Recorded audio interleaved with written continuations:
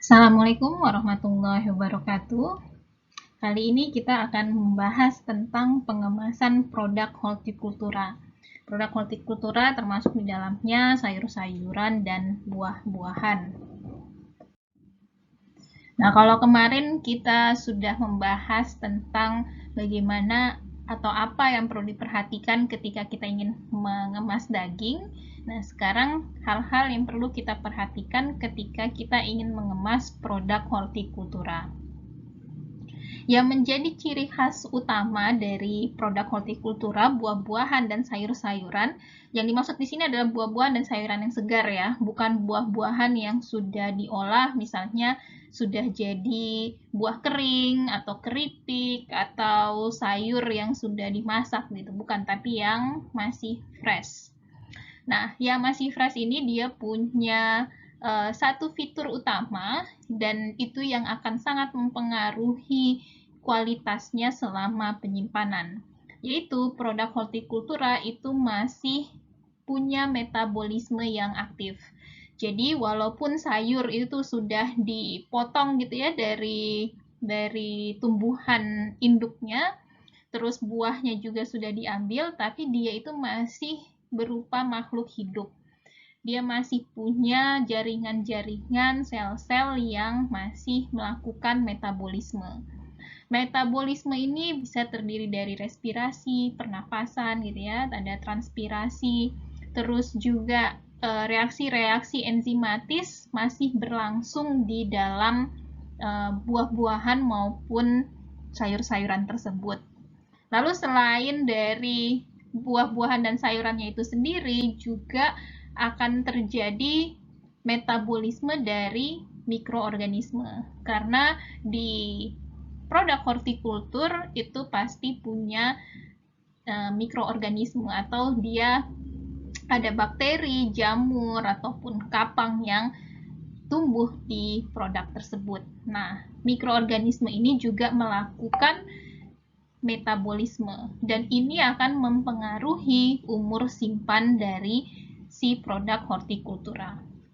Nah, untuk memperpanjang umur simpannya, maka kita harus bisa mengontrol metabolisme ini dengan cara yaitu handlingnya harus baik.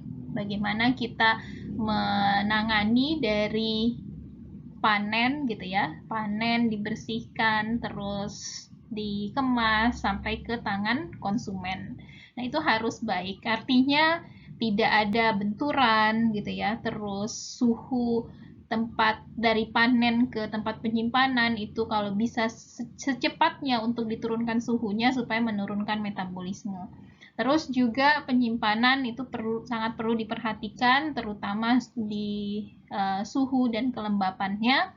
Dan yang terakhir, dan ini merupakan pembahasan kita, adalah pengemasannya. Nah, kalau dia dikemas dengan baik, dengan bahan kemasan yang tepat, itu bisa meningkatkan umur simpan. Nah, dari metabolisme ini yang akan kita dalami itu terutama tentang respirasi, karena ini merupakan bisa dibilang faktor utama gitu ya yang menentukan umur simpan dari buah-buahan dan sayur-sayuran. Nah, respirasi atau pernafasan gitu ya, ada dua jenis, ada aerobik dan anaerobik.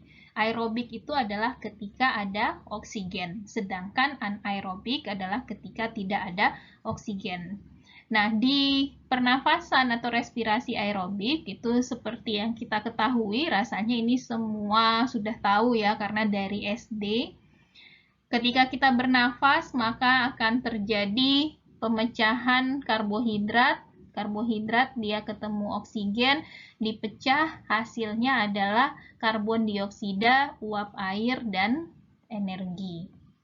Nah, jadi selama pernafasan itu terbentuklah karbon dioksida dan juga H2O. H2O atau uap air atau air itu biasanya dia akan tetap di jaringan atau di buah tersebut atau di sayur tersebut. CO2-nya akan terlepas ke lingkungan. Nah, di CO2 yang terlepas itu berkontribusi dalam penurunan massa dari produk kita sekitar 3-5%. Jadi kalau semakin tinggi tingkat respirasinya, maka juga kehilangan berat dari produk itu akan meningkat. Nah, terus energi ini bisa beberapanya sebagian terlepas berupa panas. Ini yang menyebabkan kalau produk kita tingkat respirasinya tinggi, maka dia produknya menjadi lebih hangat. Nah, hangat sendiri itu akan meningkatkan lagi respirasi. Jadi dia seperti lingkaran gitu ya, dengan respirasi meningkatkan suhu, suhu meningkatkan respirasi. Sedangkan di anaerobic respiration itu adalah ketika si buah-buahan dan sayur-sayuran ini tidak mendapatkan oksigen, tapi dia tetap membutuhkan energi, maka terjadilah respirasi anaerobik. Di sini si karbohidrat tadi tanpa ada oksigen, maka dia pecahnya menghasilkan etanol, CO2 dan energi. Nah, etanol ini kenapa kalau misalnya kita tutup lama gitu ya, tutup tanpa ada sirkulasi udara, kadangkala ada bau-bau alkohol gitu. Nah, ini yang diproduksi dari anaerobic respiration. Nah, kenapa kita perlu mempelajari atau peduli sekali dengan respirasi atau pernafasan? Respirasi itu akan menentukan umur simpan dari produk hortikultura. Semakin cepat respirasi atau semakin cepat pernafasan dari produk hortikultura, maka umur simpannya pun semakin pendek. Begitu juga sebaliknya, semakin bisa kita perlambat respirasi, maka umur simpan bisa kita perpanjang. Sebagai gambaran di sini ada produk tomat ya. Tomat itu awalnya mulai dari bunga terus menjadi buah yang kecil gitu ya, sampai akhirnya buah yang bisa kita panen atau yang dianggap sudah dewasa atau sudah belum matang tapi sudah siap untuk dipanen.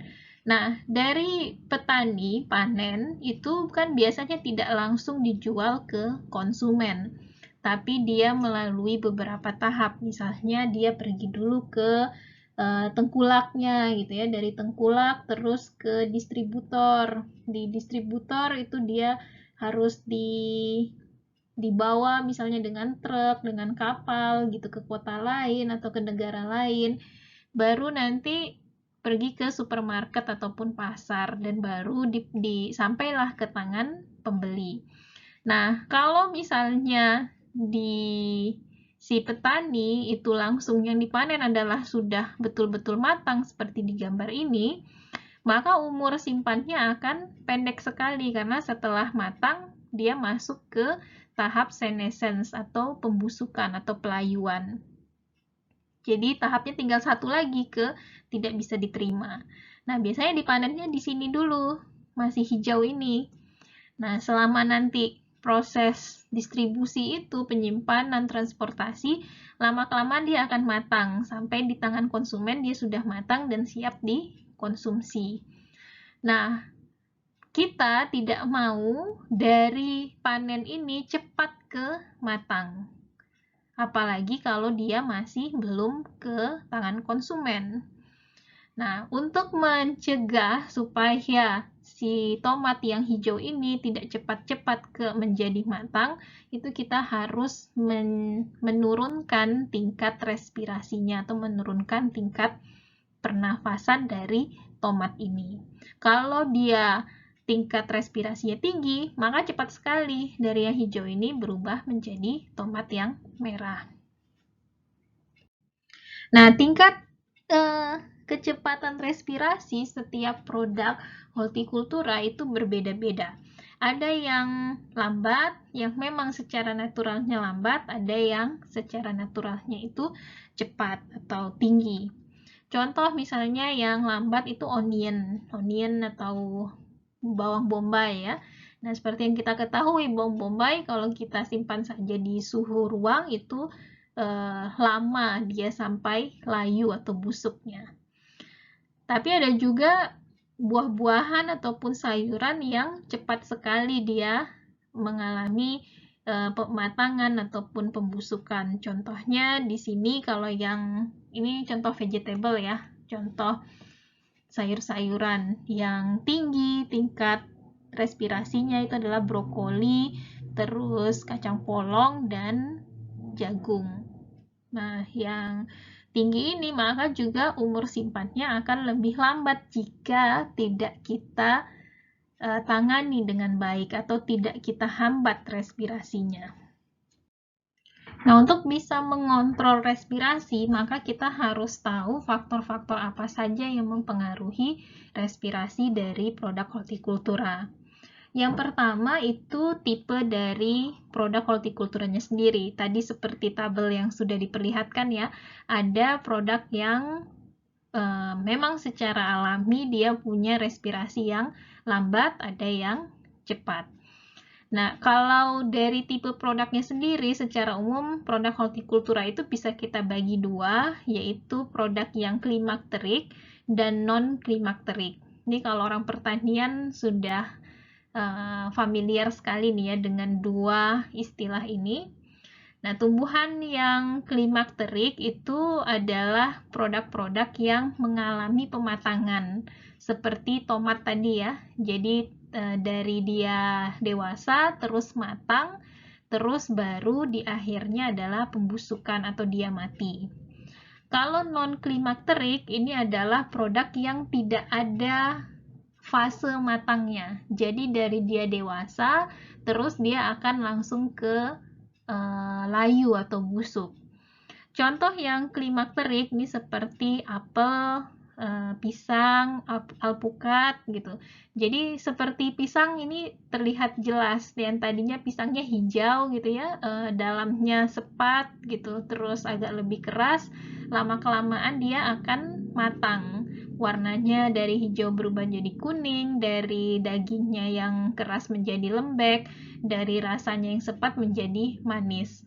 Baru nanti setelah matang, dia akan lama-lama busuk atau senescence. Nah, kalau yang non-klimakterik itu tidak ada matangnya, seperti jeruk. Jeruk itu dari awal kalau memang kayak jeruk nipis gitu ya, jeruk nipis, walaupun mungkin berubah warna kulitnya, tapi rasanya tidak jadi manis gitu. Jadi tidak ada proses pematangan di sana. Terus juga stroberi. Stroberi itu tidak akan manis sekali gitu ya, seperti buah yang matang, seperti alpukat ataupun pisang yang matang. Nah, di klimakterik itu biasanya respirasinya itu meningkat terutama tadi dari fase ripening atau pemasakan dan senescence. Dan selain dia meningkat respirasinya, dia juga memproduksi etilen yang tinggi selama masa tadi pemasakan sampai pembusukan. Nah, kalau non-klimakterik ini kalau secara umum gitu ya dibandingkan yang klimakterik, respirasinya lebih rendah tingkat respirasinya dibandingkan tumbuhan yang klimakterik. Selain tadi tipe atau jenis produknya, yang mempengaruhi respirasi juga suhu. Nanti kita bahas dengan lebih lanjut tentang suhu ini. Terus konsentrasi etilen yang berada di atmosfer atau di sekeliling tempat produk hortikultura ini disimpan. Nanti ini juga akan dibahas lebih lanjut. Terus stres. Nah, stres di sini kalau misalnya produknya kena kerusakan secara fisik, misalnya dia terbentur gitu ya. Ada bagian dari buah maupun sayur yang memar. Nah, kalau sudah seperti ini, yang bagian memar itu dia akan lebih tinggi tingkat respirasinya dibandingkan produk yang tidak mengalami kerusakan secara fisik. Jadi penting sekali untuk kita mencegah dari panen sampai ke konsumen itu terjadi kerusakan fisik seperti benturan. Nah, salah satu caranya adalah dengan mengemasnya. Kadang ada yang dikasih seperti plastik yang kayak gabus gitu ya, sehingga dia bisa menahan terjadinya benturan selama transportasi. Dan yang terakhir yang mempengaruhi respirasi adalah konsentrasi oksigen dan karbon dioksida. Ini juga akan kita bahas lebih lanjut. Nah, ini pengaruh suhu terhadap tingkat respirasi dari produk hortikultura. Semakin tinggi suhu, itu hingga sekitar 40 derajat Celcius, semakin tinggi, maka tingkat respirasi juga semakin meningkat. Jadi kalau dari kita panen itu masih di ladang maupun di kebun gitu ya, itu usahakan langsung dibawa ke tempat yang suhunya lebih rendah. Jangan dibiarkan lama-lama di terik matahari, karena dia akan meningkatkan respirasi. Dan tadi kalau respirasinya meningkat, maka juga umur simpannya akan menurun. Nah, kalau suhunya rendah, itu akan menurunkan tingkat respirasi hingga titik tertentu. Jadi bukan berarti, oh semakin rendah suhu berarti semakin rendah juga respirasinya. Tidak selalu. Artinya, produk hortikultura ini tidak bisa asal kita simpan saja di suhu rendah.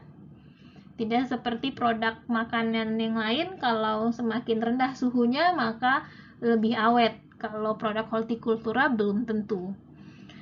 Jadi ada suhu optimumnya. Kalau terlalu rendah, itu akan terjadi yang namanya chilling injury. Chilling injury ini adalah kerusakan pada buah maupun sayuran karena disimpan di suhu yang rendah. Nah, contoh di sini adalah suhu yang tepat dalam menyimpan produk hortikultura. Misalnya apel itu bisa disimpan pada suhu 0 sampai 2 derajat Celcius. Tapi kalau avocado atau alpukat, ini ada dua varietas. Ada varietas yang toleran terhadap suhu dingin, itu bisa di suhu 4 derajat Celcius. Tapi yang sensitif terhadap suhu dingin, dia suhu optimum penyimpanannya adalah 12,5 derajat Celcius. Nah, artinya kalau dia disimpan pada kulkas yang sekitar suhunya 5 derajat gitu ya, itu dia justru akan rusak. Begitu juga dengan banana atau pisang, dan ini mungkin sangat familiar contoh untuk pisang ini, yaitu pisang itu suhu optimum penyimpanannya di mana kita bisa menekan respirasinya secara maksimal adalah ketika suhunya sekitar 12 dan 13 derajat Celcius. Kalau dia terlalu rendah, maka akan terjadi chilling injury. Chilling injury pada pisang, ciri-cirinya adalah dia jadi lembek, terus si kulitnya itu menjadi ada bintik-bintik coklat atau hitamnya. Itu contoh dari chilling injury. Nah, jadi kita perlu mengenali produk yang akan kita simpan. Dia termasuk dalam suhu berapa yang optimumnya. Nah, selain temperatur atau suhu, tadi itu adalah konsentrasi etilen. Apa sih etilen? Etilen itu sebenarnya hormon yang diproduksi oleh tanaman. Jadi dia itu hormon alami. Walaupun ada yang bilang, oh pisangnya disemprot gas gitu ya, dikasih gas supaya cepat matang gitu. Duriannya disemprot gas supaya cepat matang. Itu gas yang disemprotkan itu adalah gas etilen. Nah, di situ bisa gas yang disintetis, bukan gas alami dari tumbuhan yang diambil.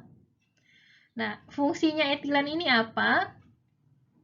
Dengan adanya etilen itu dia akan meningkatkan respirasi. Nah, kalau dia meningkat respirasi pada produk-produk klimakterik, maka akan mempercepat terjadinya pematangan atau ripening tadi. Nah, itu kenapa kalau misalnya penjual buah gitu ya, biar pisangnya cepat matang, biar pisangnya cepat kuning gitu, disemprotkan etilen. Atau yang jualan durian gitu ya, supaya cepat matang duriannya disemprot etilen. Kalau produk-produk non-klimakterik, kalau dia dipapar sama etilen, itu dia tidak akan jadi matang. Kayak jeruk nipis tadi ya, walaupun kita kasih etilen sebanyak apapun, dia tidak akan jadi matang atau manis. Tapi dia akan meningkatkan respirasi. Nah, kalau di klimakterik, walaupun dia tidak matang, tapi dia bisa menurunkan umur simpan juga kalau respirasinya tinggi, karena lebih cepat mengalami pembusukan. Nah, selain etilen, ada juga hidrokarbon yang lain yang fungsinya mirip etilen, yaitu propilen dan asetilen. Terus kalau etilen inhibitor atau senyawa kimia yang dapat menghambat dari kerjanya etilen, itu ada contohnya siklik olefin 1-metil cyclopropen atau 1-MCP. Nah, jadi etilen di sini bisa kita inginkan, bisa juga tidak. Kalau misalnya kita masih lama nih di rantai produksi dari suatu produk hortikultura gitu ya, masih lama sampai ke konsumennya, maka kita ingin menghindari penumpukan gas etilen. Tapi kalau misalnya ini sudah di penjual akhir nih, tinggal dijual ke konsumen, dan konsumen sukanya buah yang sudah matang yang dibeli, bukan yang masih muda, sehingga bisa langsung dikonsumsi. Nah, maka kita perlu etilen untuk mempercepat pematangan. Nah, beberapa buah itu dia bisa memproduksi etilen dalam jumlah tinggi. Seperti misalnya ini tabel di sebelah kanan ya, ada buah-buahan yang memproduksi etilen dalam jumlah rendah dan ada juga yang sangat tinggi. Contoh yang rendah itu misalnya ceri-cerian, terus jeruk-jerukan gitu ya, anggur, stroberi, pomegranate. Nah, kalau yang tinggi itu contohnya di sini apa ini? Passion fruit, markisa ya, markisa, terus ada pepaya yang familiar di kita ya. Terus avocado atau alpukat itu memproduksi etilen yang tinggi. Nah, konsekuensinya apa? Kalau produk hortikultura disimpan berdekatan dengan produk-produk yang bisa memproduksi etilen yang tinggi, maka dia akan mempercepat respirasi produk yang lainnya. Jadi itu kenapa ada yang bilang jangan simpan jangan simpan buah A berdekatan dengan buah B gitu, nanti cepat busuk gitu. Nah, itu karena tadi perbedaan produksi etilen. Yang semakin banyak memproduksi etilen, dia bisa mempercepat respirasi sehingga memperpendek umur simpan. Sebaliknya, kalau yang kita inginkan adalah supaya cepat matangnya gitu. Kita mau cepat, kita beli alpukatnya masih muda, kita mau biar dia cepat-cepat matang, maka alpukatnya ditaruh berdampingan misalnya dengan pepaya yang masak, yang dia memproduksi etilen yang tinggi. Terus respirasi tadi juga sudah disebutkan bahwa dia dipengaruhi oleh konsentrasi oksigen dan karbon dioksida. Nah, di penjelasan pertama terlihat bahwa respirasi itu kalau ada oksigen, maka respirasinya aerobik, yaitu pemecahan dari karbohidrat menjadi H2O dan CO2 plus energi. Nah, jadi kalau misalnya konsentrasi oksigennya rendah dan CO2-nya tinggi, maka itu akan menurunkan tingkat respirasi dari produk hortikultura sampai titik tertentu. Nah, kalau seandainya O2-nya terlalu rendah juga atau CO2-nya terlalu tinggi, maka nanti respirasinya berubah dari aerobik menjadi anaerobik. Yang anaerobik, ingat tadi sudah dijelaskan sebelumnya, adalah ketika respirasi itu dia tidak ada oksigen, sehingga yang dihasilkan adalah alkohol. Nah, ini juga bisa menurunkan umur simpan dari suatu produk. Jadi harus seperti suhu tadi, tidak boleh terlalu rendah, tidak boleh terlalu tinggi. Nah, di sini juga O2 itu sebaiknya rendah tapi tidak terlalu rendah. CO2 itu sebaiknya tinggi tapi tidak terlalu tinggi. Sehingga respirasi itu masih aerobik tapi kecepatannya diminimumkan. Nah, contoh di sini ada tabel di konsentrasi O2 yang bisa ditoleransi minimumnya oleh komoditas atau produk hortikultura. Misalnya kalau apa di sini avocado atau alpukat. Alpukat itu setidaknya dia mengandung di tempat penyimpanannya ya, di udara penyimpanannya setidaknya mengandung 3% oksigen. Kalau dia terlalu rendah di bawah 3% ini, maka akan beresiko terjadinya respirasi anaerob. Nah, kalau yang ini adalah tabel maksimum konsentrasi CO2 yang bisa ditoleransi oleh produk hortikultura tadi. Nah, contoh tadi ya, avocado atau alpukat itu minimum tadi harus ada 3% O2. Terus kalau untuk CO2-nya maksimal yang bisa ditoleransi oleh alpukat itu adalah 5%. Jadi sebaiknya kita menyimpannya di dalam kemasan yang mengandung minimal 3% oksigen dan maksimum 5% CO2 untuk produk alpukat. Nah, terus tahu dari mana kalau saya mau produk yang lain? Nah, caranya adalah bisa dengan coba-coba atau trial and error, dan bisa juga dengan melihat literatur hasil-hasil penelitian sebelumnya. Seperti tabel ini merupakan hasil penelitian-penelitian dari orang-orang sebelumnya, dan itu bisa menjadi basis kita atau panduan kita dalam mendesain nanti udara di dalam kemasan kita. Kemasan yang sering digunakan untuk produk hortikultura dengan tujuan meningkatkan umur simpan itu adalah kemasan MAP atau Modified Atmosphere Packaging. Seperti yang sudah dijelaskan sebelumnya di pemaparan tentang daging merah ya, bahwa MAP itu adalah kemasan yang di udara di dalamnya itu kita modifikasi sedemikian rupa sehingga komposisi udaranya itu sesuai dengan yang kita inginkan. Nah, komposisi udara di dalam produk hortikultura ini tadi disesuaikan dengan yang sudah dijelaskan tadi, konsentrasi oksigen dan CO2-nya. Tidak boleh terlalu rendah O2-nya, tidak boleh juga terlalu tinggi CO2-nya. Usahakan dia di konsentrasi yang optimum. Nah, tadi cara tahu konsentrasi optimum itu seperti apa? Bisa trial and error, coba-coba, atau kita melihat panduan di literatur, hasil penelitian orang-orang sebelumnya. Nah, untuk mendapatkan komposisi udara di dalam kemasan itu ada dua caranya. Ada secara pasif dan ada secara aktif. Kalau secara pasif ini kita bergantung pada respirasi dari produk itu sendiri. Artinya pada saat kita bungkus dia dengan suatu plastik kan itu dia mengalami respirasi si produknya. Nah, pasti konsentrasi oksigennya lama-lama akan turun. Nah, jadi termodifikasi dengan sendirinya karena aktivitas dari produknya.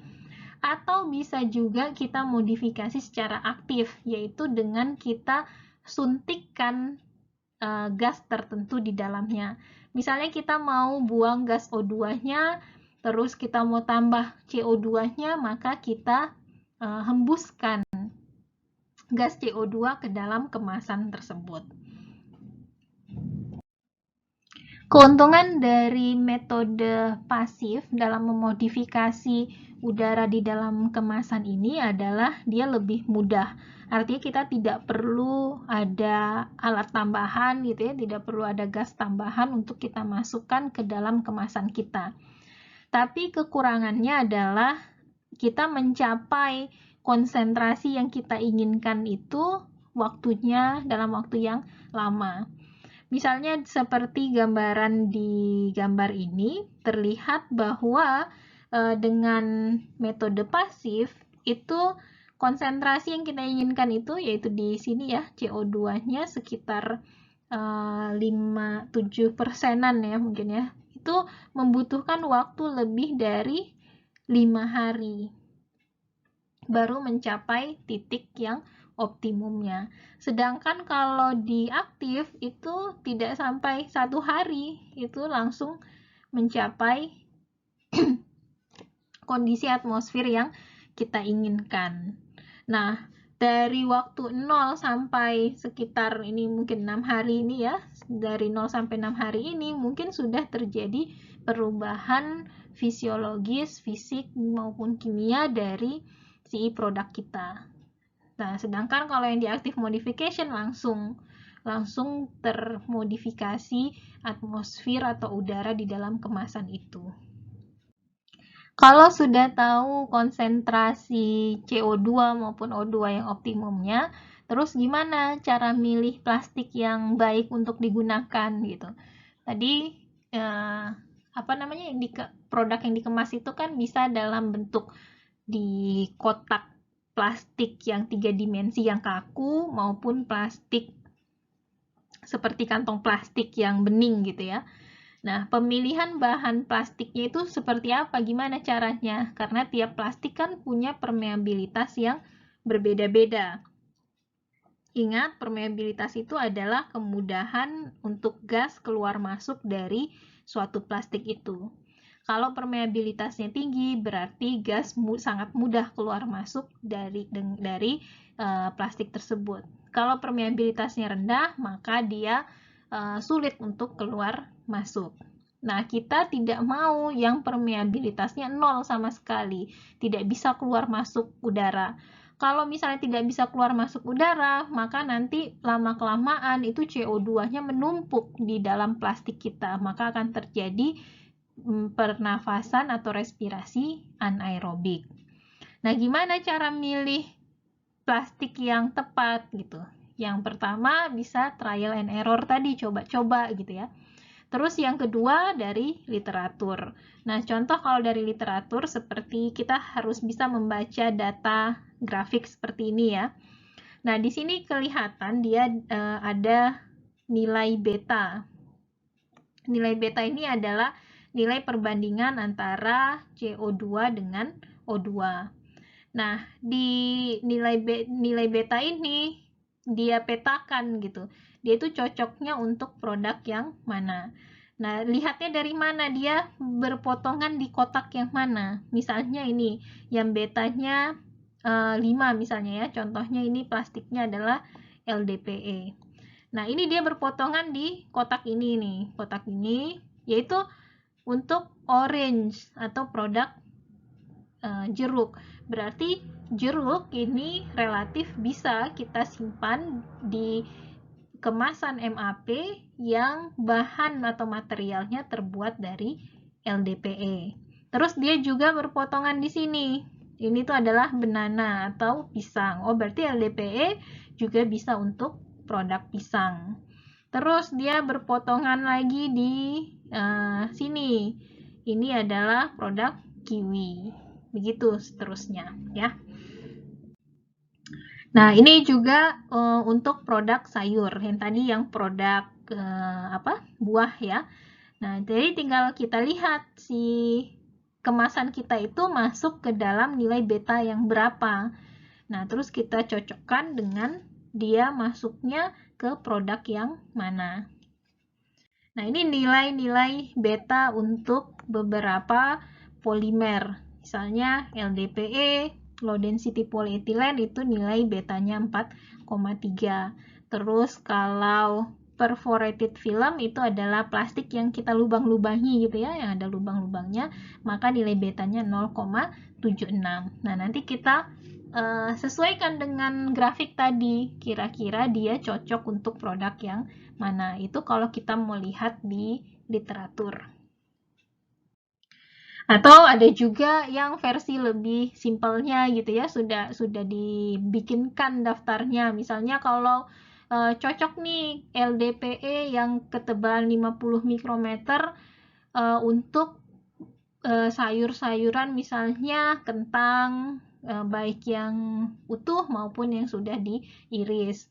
Terus kalau OPP itu untuk carrot atau wortel gitu. Jadi ini Untuk produk-produk yang sudah umum di pasaran, itu banyak sekali sumber informasi untuk kemasan apa sih yang paling cocok, plastik apa yang paling cocok digunakan, terus juga konsentrasi dari O2 maupun CO2 yang tepat untuk produk itu. Selain MAP itu bisa meningkatkan umur simpan dari produk hortikultura kita juga harus memahami bahwa kemasan MAP itu punya resiko atau isu keamanan dari produk hortikultura. Kenapa? Karena yang pertama, tadi ya, atmosfernya itu rendah oksigen. Nah, kalau ternyata kita punya MAP tidak terkontrol, artinya oksigennya terlalu rendah, maka itu akan menimbulkan suatu kondisi anaerobik atau kondisi tanpa oksigen. Nah, kalau tidak ada oksigen, maka kita membunuh mikroorganisme pembusuk, kebanyakan mikroorganisme pembusuk karena mikroba ini bersifat aerobik, dia butuh oksigen. Nah, kalau mikroba pembusuknya mati, maka produk kita tidak kelihatan busuknya. Ya, tidak kelihatan rusak secara visual. Tapi tidak rusak secara visual belum tentu dia aman untuk dikonsumsi. Karena kalau misalnya di situ ada mikroorganisme patogen yang bersifat anaerobik, dia bisa menyerang kesehatan manusia. Nah, jeleknya mikroba patogen ini adalah dia tidak baik untuk tubuh, tapi dia tidak menimbulkan kerusakan visual pada produk kita. Nah, kita lihatnya dia bagus-bagus saja, pisangnya gitu ya, bayamnya. Tapi setelah kita makan ternyata di situ ada mikroba patogen. Nah, mikroba patogen yang menjadi yang beresiko tumbuh di produk MAP itu adalah Listeria monocytogenes maupun Clostridium botulinum. Ini contohnya ya. Terus karena resiko ini, maka penting sekali si produk ini diproses dengan cara yang baik dan higienis atau good manufacturing practices, cara memproduksi yang baik, supaya sayur-sayuran maupun buah-buahan yang kita kemas itu memang dalam kondisi bersih. Jadi tidak meningkatkan resiko adanya atau tumbuhnya mikroba patogen. Dan juga kita harus bisa memastikan bahwa selama penyimpanan itu konsentrasi oksigen dan karbon dioksidanya masih di batas yang menjadi standar, tidak terlalu rendah dan tidak terlalu tinggi. Nah, itu tadi untuk penyimpanan dingin gitu ya, ataupun di suhu ruang dengan menggunakan MAP. Nah, kalau misalnya produknya mau dibekukan, bagaimana? Jadi dia tetap produk segar tapi dibekukan. Apa yang perlu kita perhatikan? Yang pertama adalah kita tidak menginginkan moisture loss atau kehilangan air. Karena di dalam freezer itu RH-nya rendah, maka peluang untuk kehilangan air menjadi tinggi. Terus kita juga tidak mau dia terpapar langsung dengan cahaya. Ada ya kalau di supermarket itu kan freezernya ada lampu dan sebagainya gitu ya. Karena cahaya ini bisa mempercepat terjadinya reaksi oksidasi sehingga terjadi kerusakan pada buah maupun sayur-sayuran. Terus kita juga ingin mencegah dia terpapar banyak oksigen, itu meningkatkan reaksi oksidasi dan juga respirasi. Jadi walaupun dia beku, itu respirasi tetap terjadi walaupun sangat-sangat lambat. Terus yang terakhir adalah kita mencegah terjadinya freezer burn. Freezer burn seperti pada daging gitu ya, kerusakan karena pembekuan itu adalah ketika banyak sekali kristal-kristal es yang tumbuh di produk itu. Nah, kristal-kristal es ini datangnya dari mana? Dari uap air yang membeku.